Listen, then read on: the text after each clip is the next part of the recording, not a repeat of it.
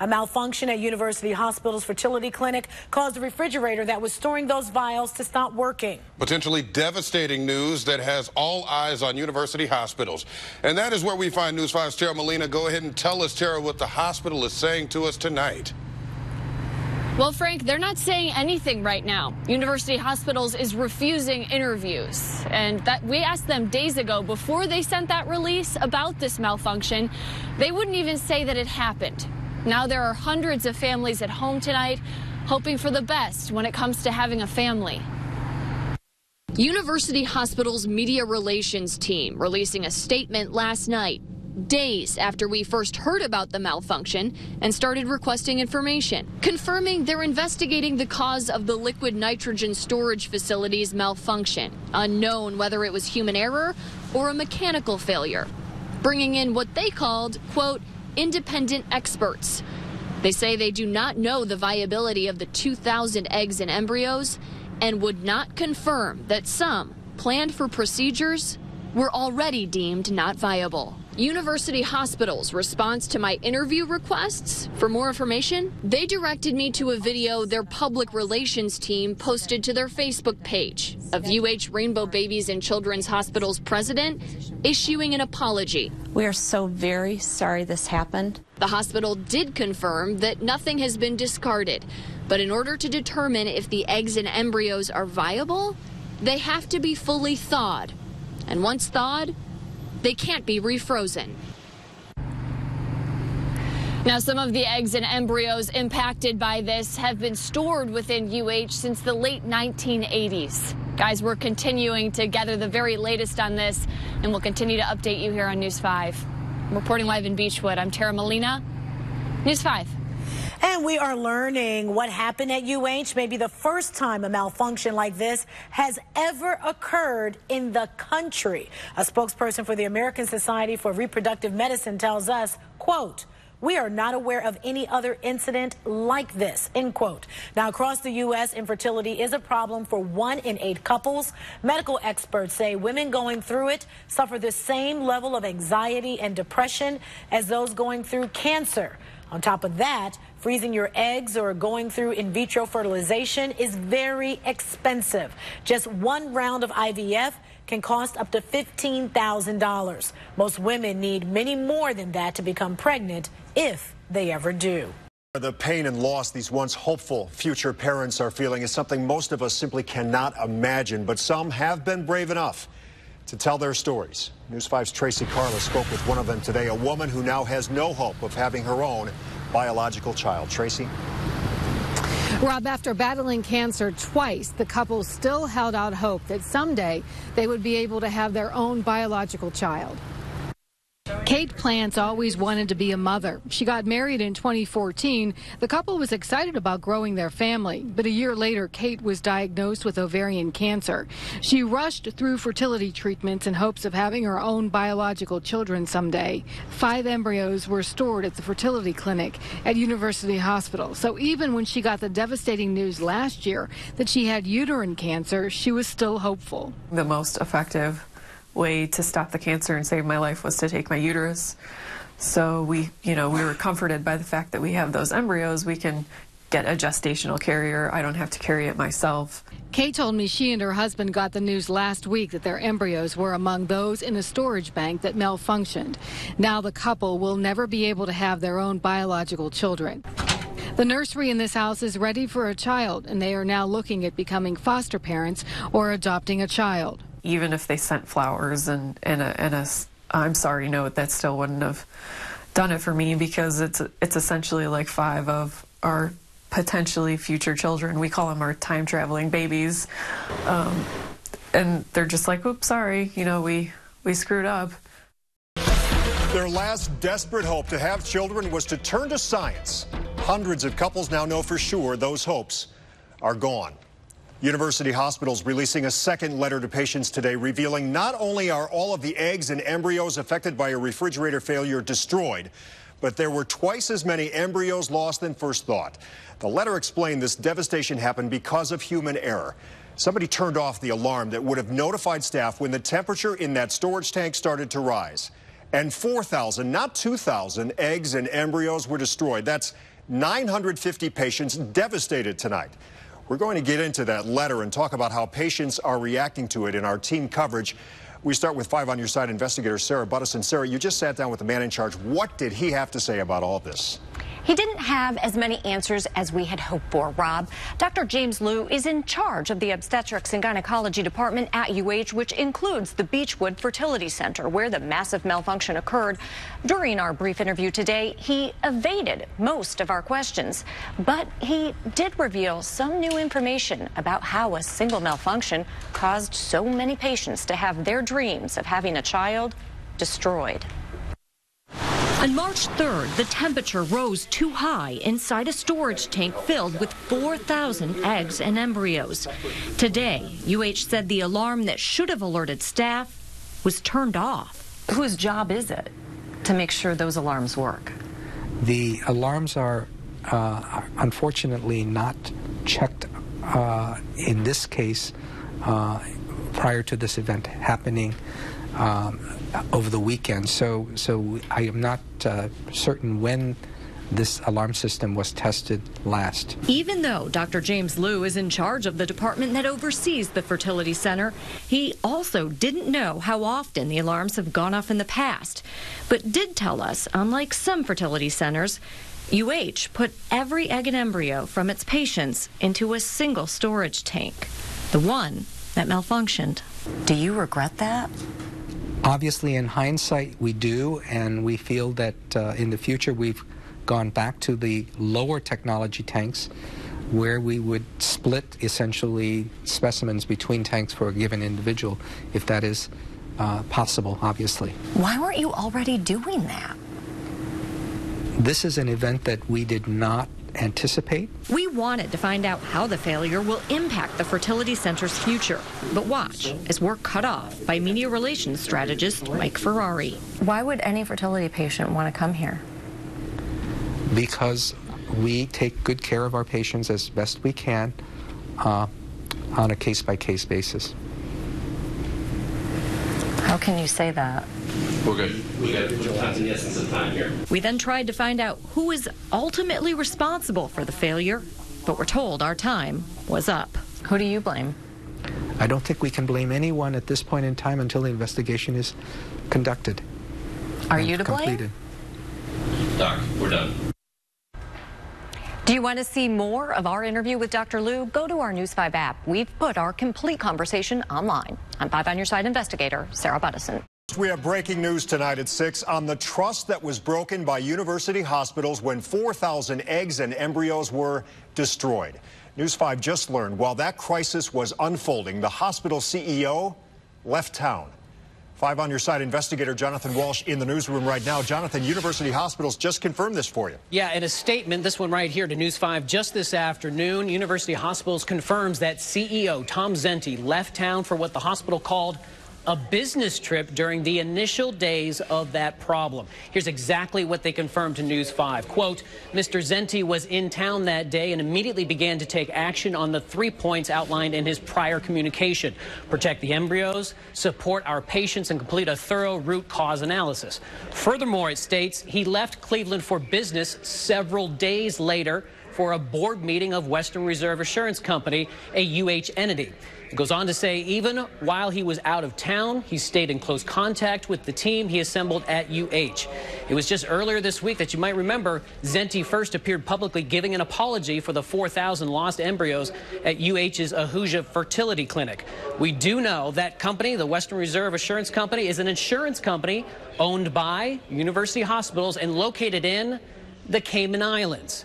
In addition, the public biographies of several other university hospitals officials, they list that they are also board members. A university hospital spokesperson refused to give us specific dates of travel or where this board meeting even took place, only saying there will be no further information. Of course, this calls into question some public relations decisions during a serious event like this. I'm 5 on Your Side investigator Jonathan Walsh. Now a News 5 exclusive. Our 5 on Your Side investigators can now confirm University Hospital CEO Tom Zenti decided to spend some personal time in the Cayman Islands while a major fertility crisis was still unfolding here in Cleveland. 5 on Your Side investigator Jonathan Walsh first broke news of the trip and now has this update. This comes after I first reported Zenti had left town for what UH called a business-related meeting. Well, we learned the trip for Zenti wasn't all business. A new email from the UH Board of Directors Chair Sandy Pianalto states that Tom Zenti, the CEO of UH, was in the Cayman Islands chairing a board meeting of the Western Reserve Assurance Company, or WRA, several days after UH discovered thousands of embryos had been lost because of storage problems at the Ahuja Fertility Clinic. 900-plus UH patients have been affected by this fertility clinic problem. WRA is an insurance company based in the Cayman Islands, and the company is a UH entity. 5 on Your Side investigators found public biographies of several senior UH employees, including Chief Legal Officer Janet Miller, who are on the board of WRA. However, despite numerous requests, UH refuses to confirm which employees were at the board meeting, the date of that meeting, and what date Zenti left for the Cayman Islands and came back to Cleveland. Pianalto also said that Tom further confirmed that he remained in the Cayman Islands through the weekend at his personal expense. Pianalto said Zenti engaged a team to care for the fertility clinic patients and assess the situation before he left Cleveland, and that Zenti stayed in contact with the UH team, working on the fertility clinic issues, and directed the team's activities while he was in the Cayman Islands. However, News 5 has heard from patients and others close to UH who question the decisions of Zenti taking any time away from Cleveland during a serious event like this. And we've learned, of course, there was personal time involved while he was out of town. I'm 5 on Your Side investigator Jonathan Walsh. A massive failure breaks the trust of hundreds of University Hospital patients. Tonight, we're taking a closer look at the tank where their eggs and embryos were kept frozen and ultimately destroyed. After UH blamed a malfunctioning storage tank for that catastrophe, we tracked down the company that made the tank. Custom Biogenic Systems says its tank worked just fine, and UH is the only one to blame here. So we sent News 5's Tara Molina to the company's headquarters in Bruce Township, Michigan, to get some answers. Since releasing a letter to patients and cutting our interview with the head doctor of the department short last month, UH has been quiet. They've released no new details about the incident or their responsibility. So I took questions here to Michigan, where their equipment is manufactured, and got some answers that may explain their recent silence. Custom Biogenic Systems, headquartered in Bruce Township, Michigan, manufactures cryogenic equipment, cryosystems, freezer racks, and other tools for labs across the country and the world. Their name is on the storage tank in University Hospital's fertility clinic. The tank involved in what the hospital called a catastrophic failure. But according to the company, it was not their equipment that failed. They say it was human error. University Hospital's employees did not follow instructions. Custom Biogenic Systems staff will not go on camera with us at this time, but their information department released 3 pages of new details to me. Information further explaining the problems UH has admitted to. In this letter sent to patients, UH admitted they knew the tank needed preventative maintenance. UH admitted to filling the tank with liquid nitrogen manually. UH also admitted they did not even have that liquid nitrogen stocked, but were borrowing it from another lab. UH admitted they had a backup tank, yet hadn't transferred anything to it. And UH admitted the alarm, meant to alert employees to temperature swings, was turned off. But according to Custom Biogenic Systems, the manufacturer provided university hospitals with instructions for the maintenance needed on the tank. Quote, UH initially followed the instructions, but stopped that recommended practice at least several days before the incident, when there were no liquid nitrogen tanks available and UH staff started borrowing them from another lab. Quote, UH chose instead to use a container filling method to pour liquid nitrogen into the top. The last pour, the Friday before the weekend failure. But, quote, the tank is not designed to be filled by liquid nitrogen being poured into the top of the tank. The product manual stating, important, it is not recommended to attempt to manually fill. Quote, this is an incorrect fill method and will cause liquid nitrogen to come into contact with the stored samples. Also explaining, the unit does not and cannot measure liquid nitrogen that's poured in because, quote, liquid nitrogen should not be poured into the storage area of the tank. The company also says in its investigation, they determined when the temperature of the tank started to rise, the tank functioned properly, quote, indicating a high temperature condition and activating a local alarm. The alarm was turned off. And finally, the company reveals the extra tank referenced by UH was made available to them as early as August 15th of 2017. But UH didn't arrange for delivery until the end of October. It was delivered November 2nd. In the letter sent to patients, UH said they started the transfer process, but no eggs or embryos had been moved yet.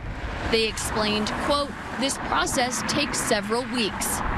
But the hospital had that tank on hand nearly 4 months to the day of the failure. I'm waiting for my follow-up questions to be answered by the company. But in the meantime, I took this new information to University Hospital spokespeople and asked them to comment on this. I still haven't heard back from them tonight, but if I do, I'll include that in our web script. Reporting in Michigan, I'm Tara Molina, News 5. Broken trust to a degree we never dreamed we might uncover. Fertility failures at university hospitals here in Cleveland led News 5 on a trail across the country. It's hard right now to think that that is possibly taken away from me. Our exclusive 5 on Your Side investigation reveals shocking details about just how often these tragedies happen. Once we realized the scope of all this, we set out to get some answers about why it's allowed to continue. 5 on Your Side investigator Sarah Bunnison's here now. And Sarah, you found cases that go back decades. We did. From the tragic to the bizarre, we found accidents and mistakes involving fertility centers in every part of the country. Even more troubling, we also found there is no way for patients to find out about those disturbing failures. And my parents just called me and said, like, are you sitting down? I was like, yes. In that instant, and there was an accident that happened. Her dreams. And we think that all of your eggs that were retrieved were lost. Were destroyed. And I just felt like really sad. It's like I don't know what it means for me with having kids. It has been nearly a week. The hospital is still denying new information about the malfunction. Regulations or lack of regulation. That was their only shot. Shouldn't have to deal with this right now. Sierra Matthews is one of 950 fertility patients whose eggs or embryos were lost during a catastrophic malfunction. They confirmed the medical misstep. Still denying interview requests at University Hospital's Fertility Center in Beechwood in March. They represented life and hope. And there was hope for me that if I wasn't able to have kids naturally, that I had this backup plan and safety net. Her life had just returned to normal. Flashbacks happened of everything that I had to go through. At 18, she was diagnosed with ovarian cancer. After undergoing surgery to save her life, she decided to undergo treatments at UH to save her fertility. It was very important to me to be able to be a mom because I want to be able to love my own kids. How often do problems happen? I think probably more than we think. Brownie Lewis is a law professor at Cleveland State University and expert on reproductive issues. But what they tend to do is report the success stories and not when there are problems. In my 28 years of doing IVF, accidental loss of embryos or accidental destruction is something that's extremely rare. This is also on our alarm system. Keith Whitaker, this blastocyst, is an embryologist. It's starting to hatch. At Northeastern Ohio Fertility Center in Akron, who has helped hundreds of people become parents. What does happen is IVF is not perfect, and not every one of our patients gets pregnant. But our exclusive 5 on Your Side investigation found close to 24 heartbreaking incidents involving fertility clinics around the country, going back, I remember asking him if he was sure. 40 years. If it was all of them. In Beverly Hills, Marissa Yukich's embryos were accidentally thrown out. They inadvertently destroyed all of the embryos. What do you mean there's no embryos? In Los Angeles, Natalia Bergman's simply disappeared. They had to cancel the procedure because there was no embryos. At that moment, we had no idea what the future was going to bring. Even more disturbing, Ohio mom Carolyn Savage was implanted with another woman's embryo. Within 8 minutes of delivery, we were handing off Logan to his parents, never knowing if we'd ever see him again. There's no one in this world that has gone through this. The most bizarre, this Texas case. Just listen. Why would you go get pregnant without me? A fertility lab gave Lane Hardin's sperm to his ex-girlfriend without his permission. So I'm just asking the question of why, after we broke up, you went and got the sperm. What should we learn from all of this? We should learn that if we're going to continue letting medical technology create different ways to have children, we have to regulate it. Our investigation also found there are virtually no government regulations for fertility centers. If you're a patient, can you find out about past problems? No, it's next to impossible to find out about past problems. Clinics only have to report success rates, like the number of babies born, to the CDC. Failures remain a mystery. Even critical components are self-regulated. No agency inspects storage tanks, like the one blamed for UH's disaster. There's really no way for a patient to know what is going on at a fertility clinic. What regulations are we talking about?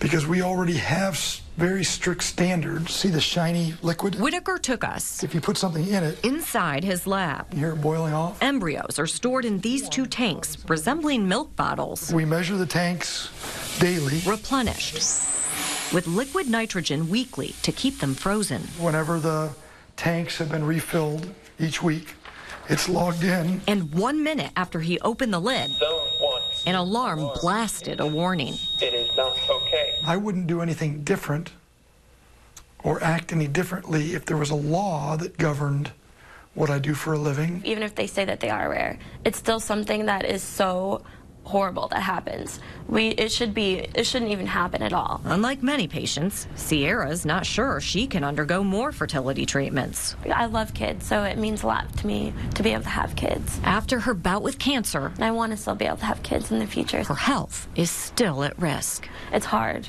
right now to think that that is possibly taken away from me. Just to give you an idea of how much she loves kids, Sierra is a senior at Bowling Green State University. Her major, early childhood education. For an in-depth look at all of the cases we found, go to our News 5 app. It includes a database with detailed descriptions. I'm 5 on Your Side investigator Sarah Buttison.